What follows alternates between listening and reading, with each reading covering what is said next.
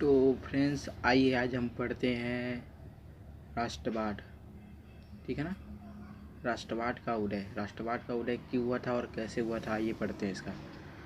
तो हम पहले पढ़ते हैं महत्वपूर्ण घटनाएं, तथ्य, मतलब इसकी महत्वपूर्ण घटनाएं और हम तथ्य पढ़ेंगे। ठीक है ना।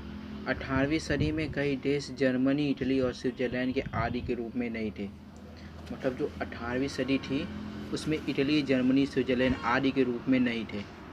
मतलब वो इस 18वीं सदी में वो नहीं थे कि आज उन्हें हमें देखने को मिलता है, पर उन्हें हमें आज ये देखने को देश मिलता है। मतलब स्विट्जरलैंड, इटली, जर्मनी, ये इत्यादि हमें देश देखने को मिलता है। ये छोटे छोटे राज्यों के रूप में विभाजित थे। मतलब ये छोटे छोटे राज्यों के रूप में विभाजित थे जिनका अपना एक स्वतंत्र शासक था।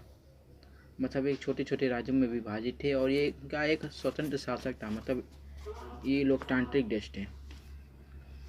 तो जो आज फ्रांस है और जो जर्मनी है वो लोकतांत्रिक देश नहीं है। ठीक है ना।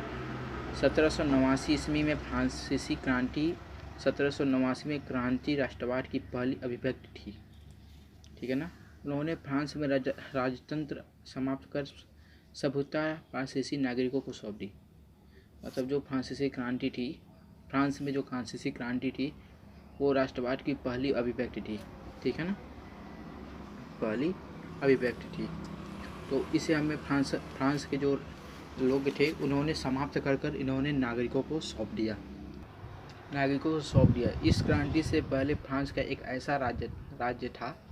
मतलब जो फ्रांसीसी क्रांति थी, पहले फ्रांस में एक ऐसा राज्य था जिसके संपूर्ण भूभाग पर एक निरंकुश शासन था।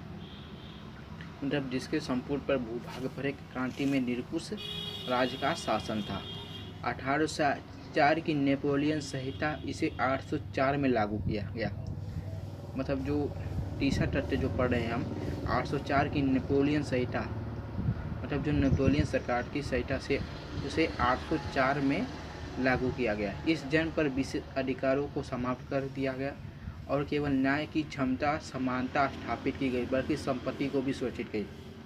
मतलब इसका मतलब है जो वहाँ के नेपोलियन लोग थे, उन्होंने राजा लोग थे वो अपनी ज़बरदस्ती लोगों का संपत्ति को हड़प लेते थे और संपत्ति को हड़पने के बाद वो लोगों को मार देते थे। तो वहाँ पर वो जो जन्माधिकार था और विशेष अधिकार था उनको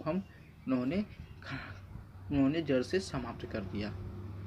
क्रांति फ्रांस की उदारवादी तथा प्रजातंत्र का पहला राजनीतिक उपयोग था। मतलब जो क्रांतिकारी थी वो जो क्रांतिकारी लोग थे उन्होंने फ्रांस को राजतंत्र तथा प्रयोग में तथा वोट डालने की अधिक पुरुषों के पास संपत्ति थी। मतलब जो वहाँ के पहले लोग थे वो सिर्फ पुरुषों के पास ही वोट डालने की थी, महिलाओं के पास नहीं थी। इसको समाप्त कर भी महिलाओं को दिया गया।